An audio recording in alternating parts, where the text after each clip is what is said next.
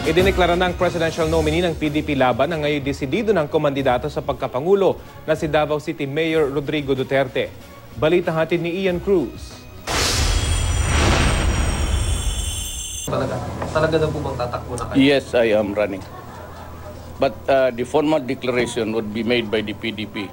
Hindi lang nagdeklarang tatakbong Pangulo, nakipag-pinky swear pa si Davao City Mayor Rodrigo Duterte na hindi na magbabagong isip matapos ang ilang buwang pag-atras abante. Sa Huwebes pa niya kakausapin ang partido niyang PDP Laban para maplansya ang paghalili sa umatras itong presidential candidate na si anti-crime advocate Martin Dino bago ang December 10 substitution deadline ng COMELEC. Pero ngayon pa lang, idineklara na siyang presidential nominee ng PDP Laban. We intended all the time to be relevant in the 2016 elections. Now we will not only be relevant, we will be at the forefront or at the center of the action. Hindi pa tiyak kung may dadalhin ng vice-presidente ang PDP Laban. Pero si Duterte, napupusuan ng dati ng matunog niyang makakatambal na si Senador Alan Peter Cayetano ng Nationalista Party. Nakasama niya pa ang isinangkalang dahilan ni Duterte sa likod ng pinaldaw na desisyon sa pagtakbo. Ang hatol ng Senate Electoral Tribunal na manatiling senador si Grace Poe dahil natural-born Filipino raw ito, bagay na requirement din sa pagkapresidente ayon sa konstitusyon. Sa ngayon ay may inihain ng motion for reconsideration para iapila ang desisyon ng tribunal.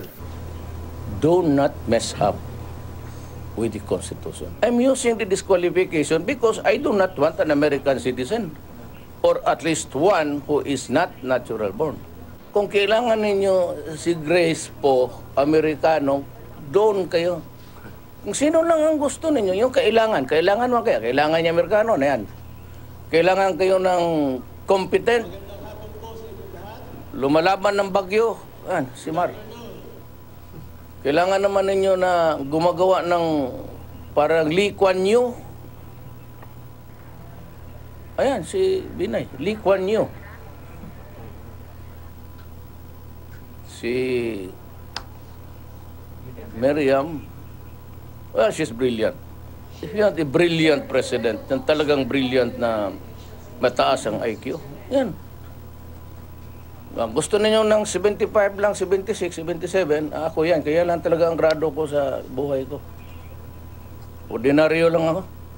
Hindi naman nasurpresa si Poe sa naging desisyon ni Duterte na matagal nang matunog kahit paminsang sinabi ni Duterte na magre-retiro na sa politika. Pagkatapos ay naghain naman ng kandidatura sa pagkaalkalde nitong Oktubre. Sabi ni Poe, mainam na mas maraming pagpipilian ang mga botante. Ma'am, you feel na sinasabi na kailan tayo ng American president, yung branding na American? Hindi totoo yun, hayaan mo na lang siya kung gusto niyang magtawag ng mga pangalan, sa kanya na yun.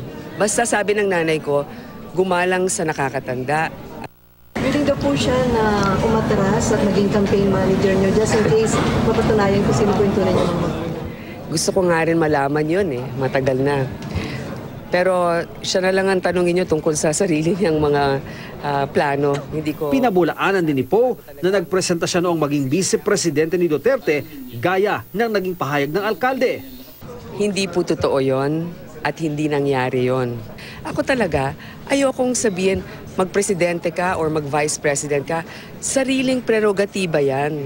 Hindi po nangyari yon, hindi namin pinag-usapan. At ako po'y nagulat sa kanyang mga nasabi. Siguro baka na-misinterpret ng iba. Ian Cruz, GMA News.